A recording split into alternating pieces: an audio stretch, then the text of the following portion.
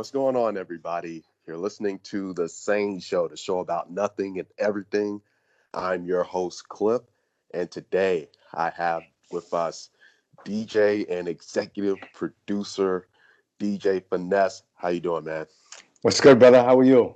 I'm good. I'm good. I'm excited. I've really been looking forward to this interview. So, thank you for taking time out of your schedule to come on the SANE Show. Nah, no doubt. Thank you for having me on the same show, brother. Yeah, man. Yeah.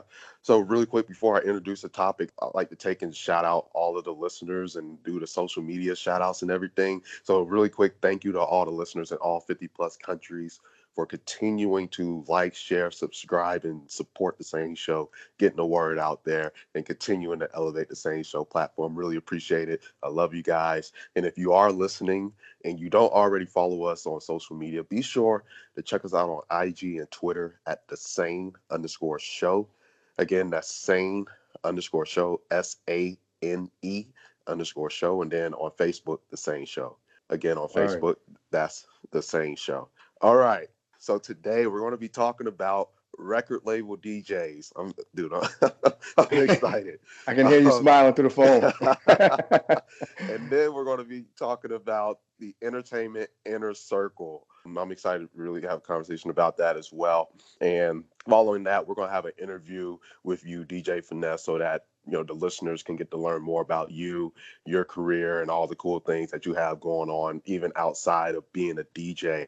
So let's go ahead and hop Mhm. right into it as far as record label DJs. And I'll be honest with you guys, coming into this, everybody knows I always take and talk to my guests before the show. And, we were talking about it. I was thinking more along the lines of an artist DJ, but you had corrected me as far as like your role as a DJ on the label and being your own artist, right? You being on the label as an artist and not a DJ and doing different gigs and things of that nature. If you could give me and the listeners some insight as to what's that like being a DJ on the label. First of all, thank you for having me. I appreciate that question Hmm. too. I guess for me, I can't speak for anyone else. My route to being a DJ for, I would say, one of the most prestigious labels, in hip hop history was a little different. I won't put the cart before the horse, but for me, it was more of breaking records with the A&Rs. It was doing my own events, scheduling my own events that had the label name behind it, booking artists, doing shows. And so that was like my forte. It was like, okay, I'm going to kind of do some things a little bit different that put me in a different light. So I wasn't, on tour with any of the artists. I wasn't on stage with the artists. That was, they had their own tour DJs. So I was kind of, yeah, look, I was getting booked as official DJ for, the label. I won't say it until you ask me. Is that what, I'm saying? Right, right. So I'll wait for you to ask me. So I was getting booked like an artist was getting booked. So it was, Hmm. it was a dope time, man. So, and it's interesting when I think about it now, especially during that time in which you were a DJ on the label, because now I think about how that's way more common now. Yeah, it is. DJs being signed to labels. We think about DJ Khaled, think Yep. about like David Guetta and all these DJs that, and honestly, I'm looking at you now like you helped pave the way for for these people in the business. You and a lot of other DJs that have were signed to labels early on and doing this kind of stuff. And I think about, and that's a beautiful thing about the industry, right? How far it's come and how much it's evolved. Yeah. And I'm even thinking about, actually I was listening to the Joe Budden podcast earlier. He was talking about how, or they were talking about how hip hop has evolved and it's starting to look like rock and roll, where everything has its place and that the older stuff is just as valuable as the newer stuff. Correct. Uh, so, but just going back to this whole thing about DJs, because again, one of the things I'm seeing too, and again, you are an executive producer, so you know this, like DJs having more of a hand in production, and now DJs coming out on like DJ Khaled getting on the track too, Right, right. in certain Yeah. songs, and it's so crazy because I'm a lot of stuff is coming back to me now. I'm even thinking about DJ Cool. Hmm. Him and I were having a actually had him on the show last year, and we were having a conversation, and he was telling me about how he came up with "Let Me Clear My Throat." Sure. And so just now, fast forward 2020, I'm talking to you and just thinking about all of that stuff again. And it's just really, it's really interesting. It's really interesting. I think it's really cool to see again how all of this game has evolved, and that because not only again with the evolution of it, there's more opportunity, right? I There's think, Go yeah, I ahead. think so. I think that it depends on where you position yourself and how you position yourself. Because for us, I'm obviously, I don't mind showing my age. I'm 51 years young. So, when we came up doing this thing, it was two turntables and a microphone, literally. There was no social media, so Hmm. you had no way of knowing who was popping unless you was moving around. So like you couldn't. There was no likes and shares, and it wasn't that. So it was really based on relationships. It was really relationship building. So I was very strategic in how I got to where I got, and it was kind of well thought out for myself and a couple of managers. Actually, one manager who was with me at first. So my path was, I guess, if you're looking at what happens today and how I did it was a little probably unconventional because it was different, and I didn't all I knew was what I knew, so I didn't have anything to compare it to, right? I just knew where I needed to get to, and I thought my route was the best route, and it worked out for me. So I had no other DJs who I had talked to at the time to figure out like what they were doing and how they got to the label. For me, it was just I'm smiling because I can't wait for you to ask the question so I can get into the story of how I got there, right? So it was just different. It was just what I knew to do in my gut that made sense, and I went for it, and it worked out lovely. Okay. So being a DJ and like you were being booked, and again you're doing a lot of traveling. What was that like for you being on the road? Yeah, so it had its ups and downs. I mean, I think the upside obviously was you made a lot of money, you made a lot of connections, you got to go places, meet a lot of people, a lot of artists. When you start doing things really well and you're being known as a DJ that does things well, I mean, you feel good. You take your craft seriously, and when people start to value that, it's just a combination of all the work you put in and all the relationships that you forged to get there. So traveling was cool. I mean, going to Switzerland, going to Canada, all through the United States, did a ton of stuff. And when the calls come in, and you got Mountain Dew and people like that calling you, and just I think when you have a brand, when you create a brand for yourself, and Hmm. the value of your brand, you can move a little bit differently. Like you can afford to not take things that don't match with the brand, or that aren't going to value the label and put the label in the right light. So not being held hostage to money felt good. It did Yeah, feel good yeah. that I don't have to just take any gig because I'm stressed out for money, right? So I think when you start creating a brand, and I think the label that I worked for, you can totally understand. Like I learned branding, I truly learned the value of branding, and I think that's helped me, throughout my life and how I position myself in other facets of my life as well. So Hmm. travel was great. A lot of artists, late nights, early mornings, no sleep, but it's dope because it was hip hop, man, and you just love the culture, and you love the people that embrace you from different countries and different cities and different states, different promoters, different nightclubs. So Hmm. it was love, and I wasn't one of those. I need yellow Skittles DJs. Like that wasn't me, right?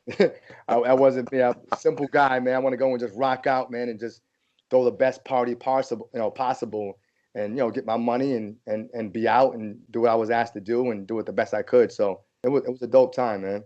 You made me think as you were talking, because one of the things, because you were talking about branding yourself, right? When I think about the best DJs who have done that very well, or who have done very well, though they're the ones that have branded themselves and have done a very good job at it.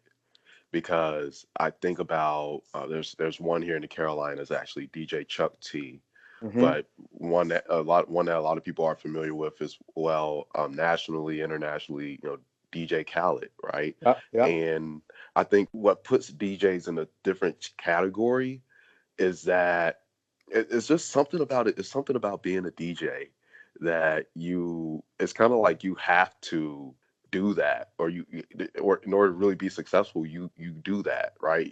Because it's different from being an artist.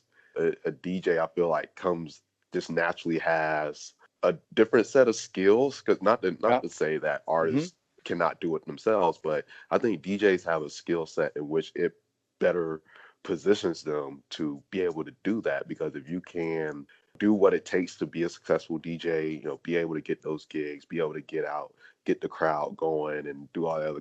I mean, that's essentially what a good DJ does. Correct. And Yeah. and the better you are at it, and then being able to take and be like a mentor told me, he said, be in the business of doing, and so being able to, being in the business of being a DJ on top of that, being and allows you to have the success that you and all the other successful DJs have.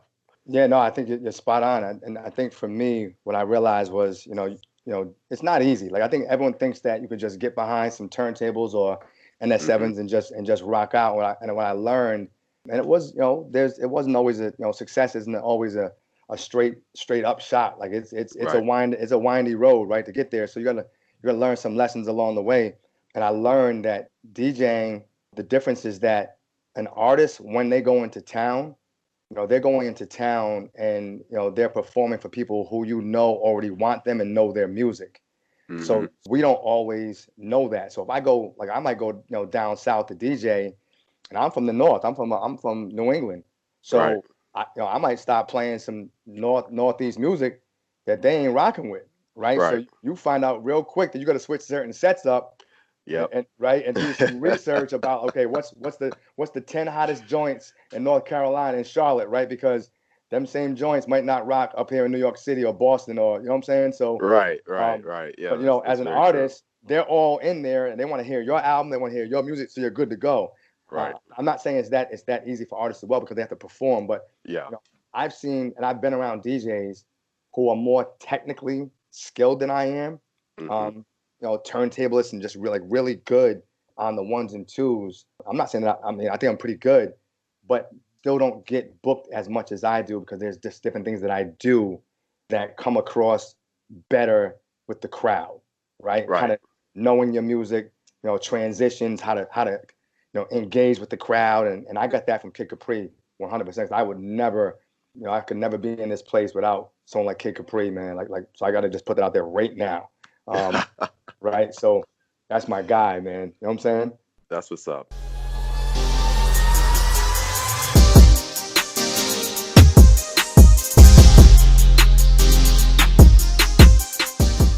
All right, we're back. That was really fun. Now we're going to talk about the entertainment inner circle. And one of the things I had wrote down here in my notes as I was sitting and thinking about this, and obviously, again, as I told you prior to the recording, I was reading your bio, and as I'm reading your bio, I'm reading your journey, right, and looking at your story, and how you got to where you are today. And it just made me think, and it made me sit back and reflect, because having been in entertainment, doing a number of different things for 8 or 9 years now, one of the things I've come to learn in my journey is that there's levels to this, and that Yeah, when I first came into it, I didn't understand why. sure. And like a lot of people that come into this game young, they come in looking, bright eyes and Hmm. looking, thinking big picture and trying to get to the top. We all come in with this vision and of what we want to accomplish. But I'm thinking about how you got to make the connections, and you got to prove yourself, and it's just something.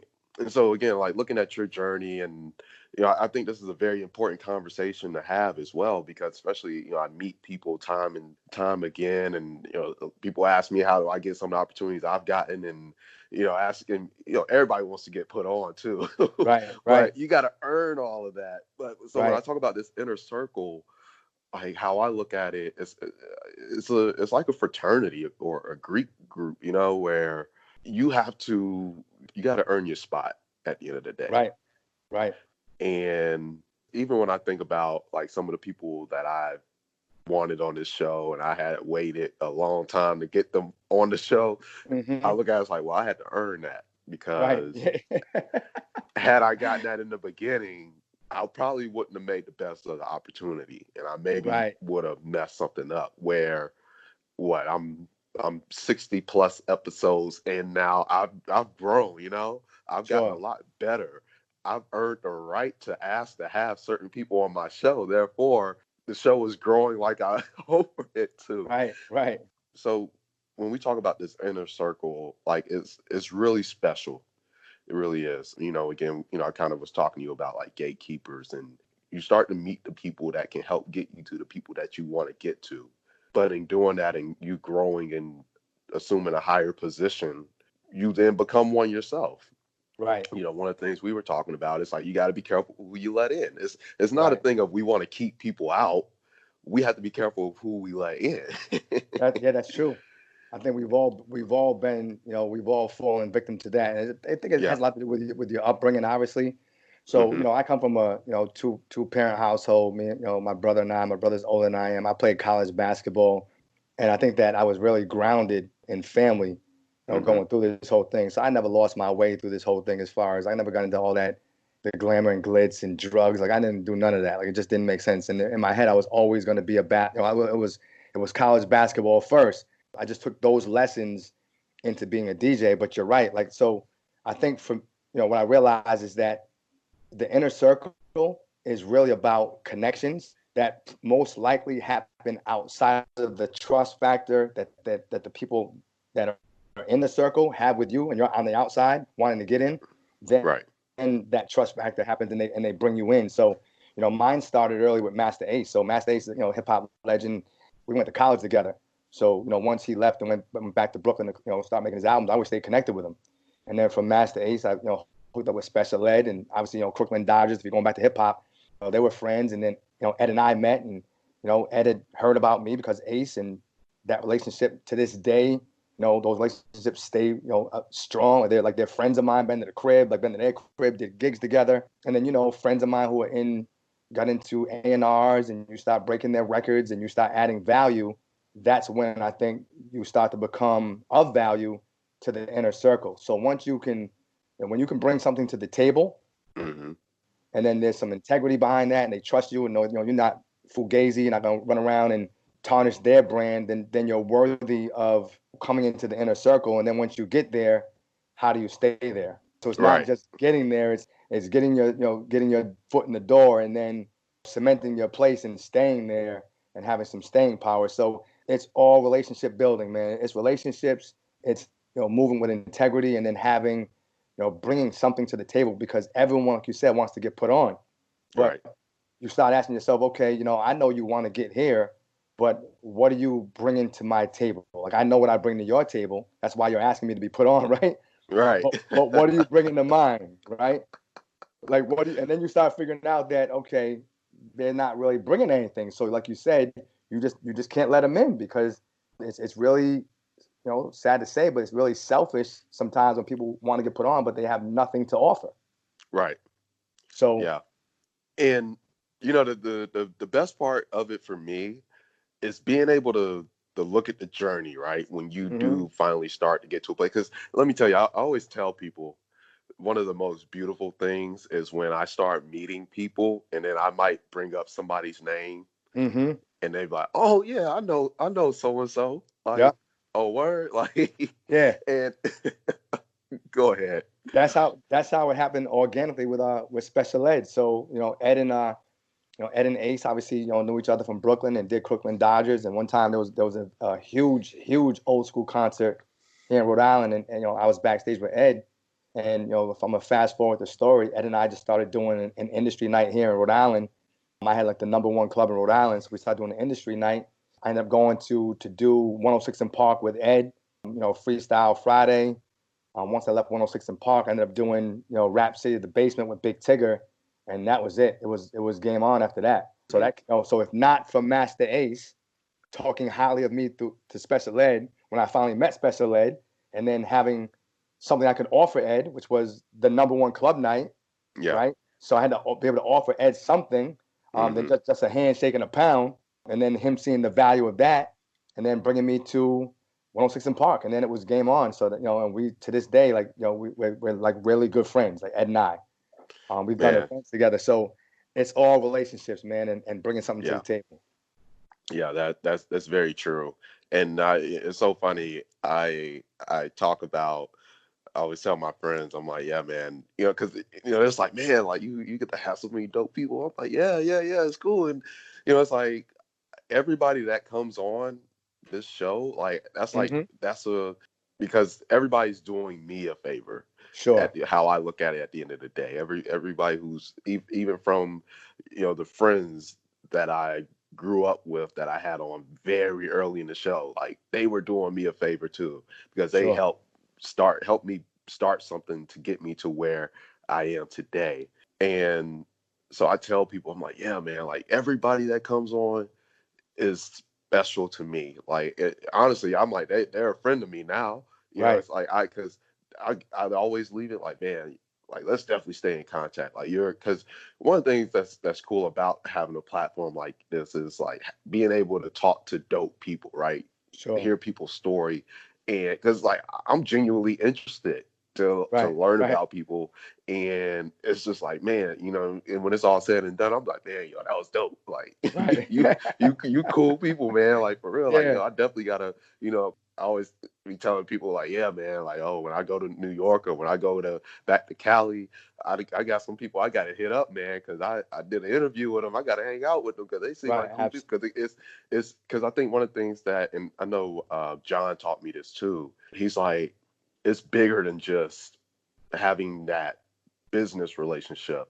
You don't want to have that relationship where it's just what you can get or Correct. and vice versa, but like genuinely taking an interest in getting to know people because obviously you don't want to just hit somebody up every time you need something. Like it's like just check in. Like it's Right. these are Yeah. they're people too, Right. right? Absolutely. So yeah, so when you say that, as far as like that trust factor in the inner circle, like yeah, like that's super huge. And just speaking from the journey that I've been on and that I'm still on, is I always say I'm very fortunate to be in this position. And especially like I know we always talk about like the 6 degrees of separation, Sure. and I tell people, I'm like, man, I've landed in a place where I'm about one or two people from every person I've always wanted to sit across the table and have a conversation from.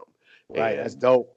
yeah, yeah, and that's like the coolest feeling. It's like, man, but it's so funny too because I even seen growth in like myself Hmm. because it's not. I'll admit, when I was early in the game, it was a lot of wanting to be famous and the glitz and glamour, all that kind of stuff. Sure. But now it's the thing of I understand why it's important to foster these relationships. I understand why it's important not to get caught up in the bright lights and wanting to be famous and wanting to make all this money. Like, yeah, that stuff's good, but you mess around and get lost in it. And Absolutely. so it was like I was sitting with another podcaster and I was telling them, I said, man, it's funny, like you and I here talking, but I said I feel like it feels like we're like two, like how you look at big time celebrities when you see them behind the scene or they just out getting a coffee or a lunch or something, but they just regular people, right? And Hmm. for them to be sitting across the table, not on a show or not on a movie or whatever, like they used to doing, or like they may do most of the time when they're around each other, but just being regular people and just hanging out, having a good time. And I feel the same way now.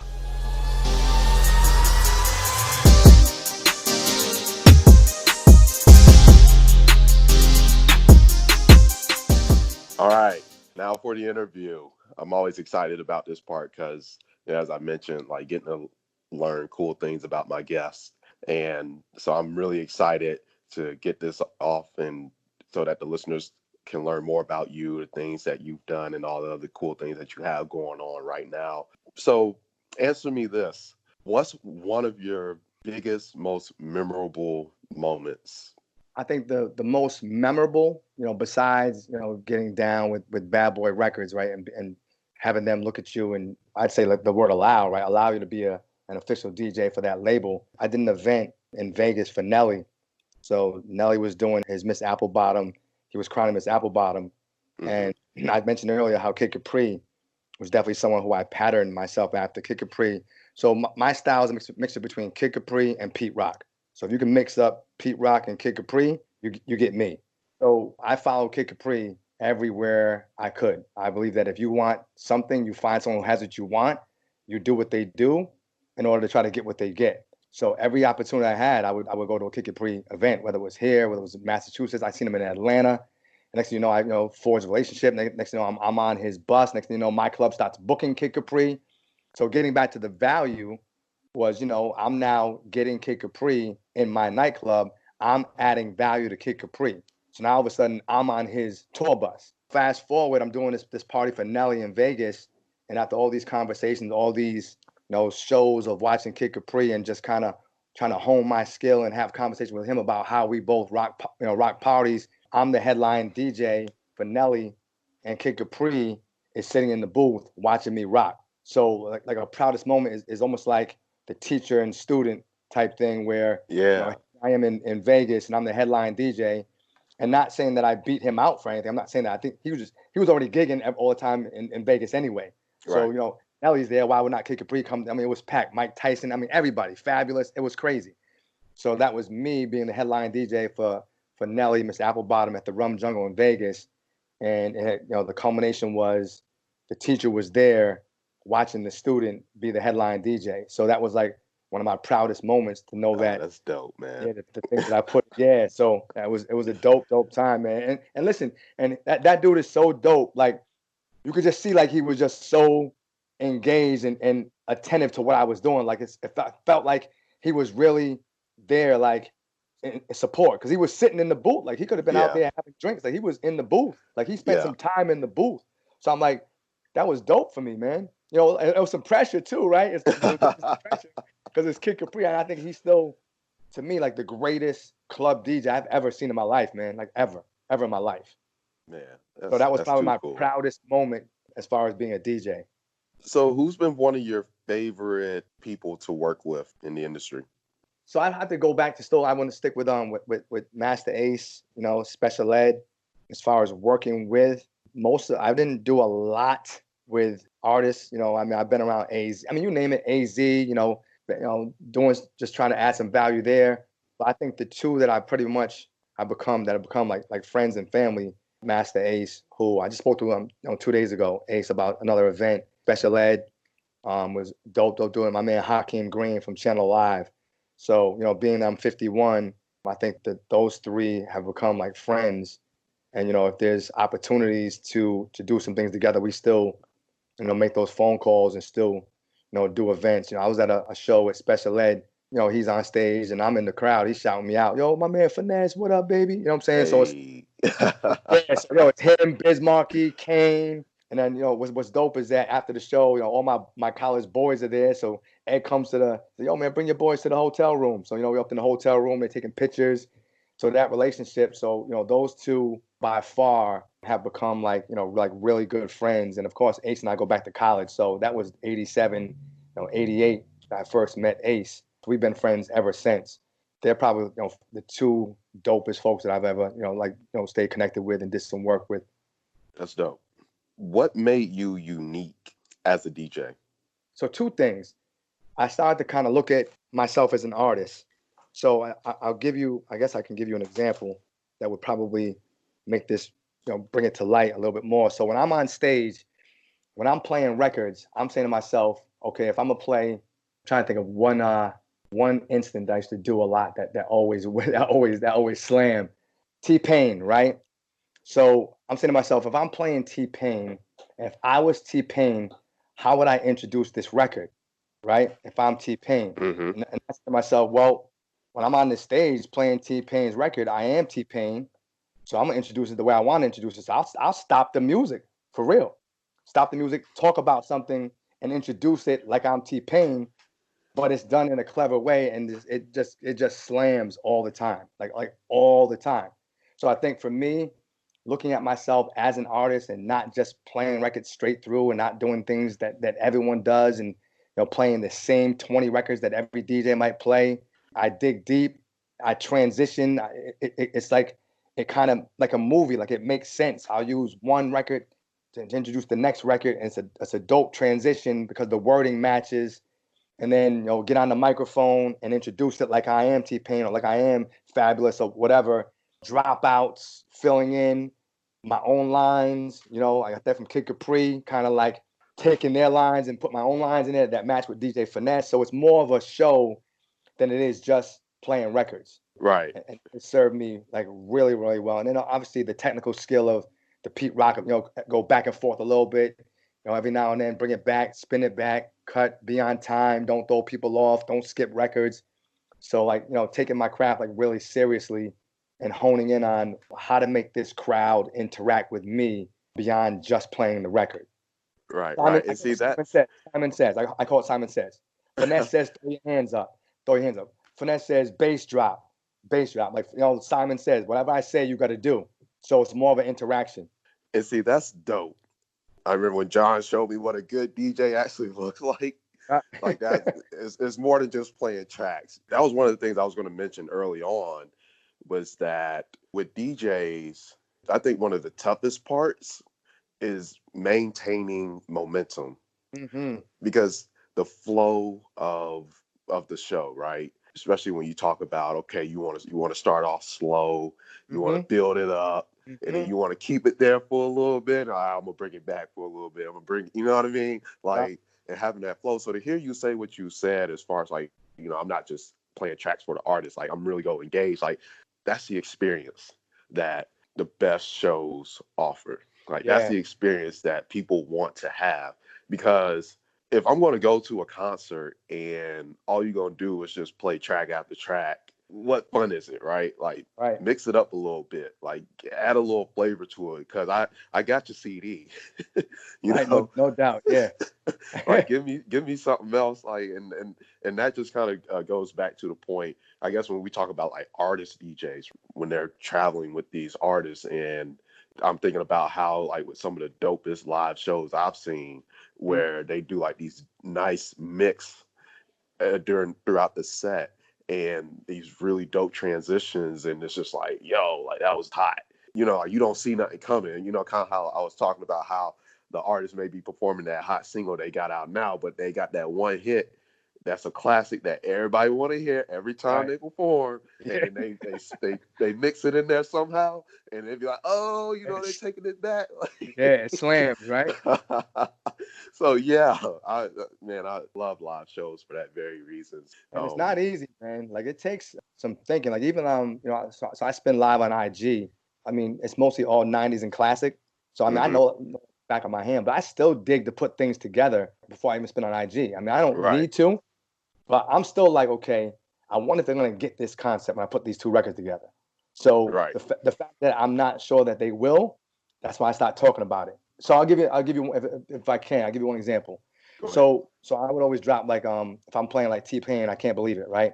So I'll literally stop the music and go, like, ask where all my single ladies at. And they wave their hands and they're cheering. So I'll bring one lady up on stage. Literally, I stop the music, stop the whole thing, right? Bring a lady up on stage. I'm like, you single?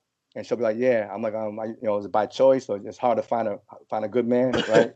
Literally, this is me DJing, literally. And then she's like, yeah, it's just hard. I said, well, listen, let me just tell you one thing I can do for you right now. I'll go, I can put you in the log cabin. I just drop it, and they just go crazy. And I'm like, okay, because if I was T-Pain on stage, that's what I would do to introduce that record. So I'm like, all right, so shit, I'm gonna do it as Finesse. I'm gonna do it the way I would if I was T-Pain, and stuff like that is more interactive. And then you get the ladies talking about you, and then more women want to come see you spin. And so that's kind of builds your momentum. It builds your branding. So for me, it's just like, can I be more engaging, more interactive with the crowd, where they're getting their money's worth beyond just hearing the song that they heard in the shower, that they heard on the drive to the club, right? Right. They heard it setting up to go to the club. They heard it in the car on the way to the club. And here I'm going to play the same record again. I might flip this where it's a lot more engaging, a lot more entertaining. Right. I agree, man. I agree. That's so dope. So my last question, outside of DJing, what else do you have your hands in? I have my college degree. I have my college degree in criminal justice. I am a behavior specialist at the high school here. And I love that opportunity to really reach and connect with young people. So that's what I love to do as well, is really give back. And I can do it as Finesse. I even being different there. Like, I don't walk in with suits in. I'm in Air Max 270s, Adidas pants, right? Biggie hoodie. If I can get into, my educational talk as well, so I can kind of code switch, so to speak, when I need to, but the Right. connection is real because they know who I am. So that I'm in the travel space. I found a way to really give back and help people, check off their bucket list in the travel space through a unique app that I was privy to. So there's an app that just gives people wholesale travel, which is really dope. And I just literally wrote my first book. So the writing is done, going through the editing process, soon to be a self-published author. That book is going to be released in June. I am a cancer survivor. I want to launch that book in June because it's Cancer Survivor Month. I already have a foundation that I'm giving some of the proceeds of, pre-sold bucks. I'm giving some of the proceeds to people going through, that horrible affliction, and just trying to give them some hope and some financial backing to go through what they're going through for them and their family. So yeah, behavior specialist, travel, author, and obviously still rock out as a DJ. That's really good stuff. It always makes me it always makes me happy Sure. to talk to people in the industry that not only just rely on their profession in the industry, but always finding different avenues to continue excelling, whether it be like you using your degree or writing a book or doing any other thing that you have your hands involved in, and continuing to. I always like to talk about diversifying your investments, right? Absolutely. And multiple streams of income and all that kind of Mm-hmm. stuff. At the same time, giving back in whatever way that you can, and you're doing a whole lot of that. So super happy to hear that. Thank you. Definitely appreciate you again for taking time to come on the SANE Show. Really enjoyed the conversation. Very, very insightful, and had a lot of fun talking to you. Definitely got to have you back on the show. I appreciate it, brother. Yeah, man. And to all the listeners, thank you guys again for continuing to listen. Be on the lookout for DJ Finesse book. Be sure to check him out on social media. Go ahead and drop your social media pages so they can follow you, especially you got the IG live joint going on. Sure. Yep. So Instagram, everything's at so THEE, the DJ Finesse, FINESSE. So that's Instagram, Twitter, same thing, the DJ Finesse. Facebook is Mason Santos. That is my God-given name. And again, the DJ Finesse. And then the website that's under construction right now is finesseyourlifestyle.com. So FINESSE, yourlifestyle.com. The name of the book is From Personal to Purpose. And it's not a book about just straight DJ stories. It's lessons along the way that I've learned that I feel can really add value to the lives of others and just kind of give them some hope, some direction, and how to push through adversity. Some more of motivational, personal development, stuff like that. And then I'm actually going to go live on IG tomorrow. So if you're from East Coast time, 5 p.m. tomorrow on Instagram, just log in and I do follow everyone back. I'm not one of those guys that don't follow people back. So if you follow me, unless it's some crazy page I shouldn't be following, right? As long as it's a page worth following that's not gonna get us in trouble, like I'm gonna follow you back. So definitely follow me. I'll be spending live tomorrow, 5 p.m. Eastern time, live on my IG. I can't thank you enough, my man John Jennings, man. Thank you enough for putting this thing together. So the SANE Show, brother. I appreciate it. Thank you. So you guys heard it.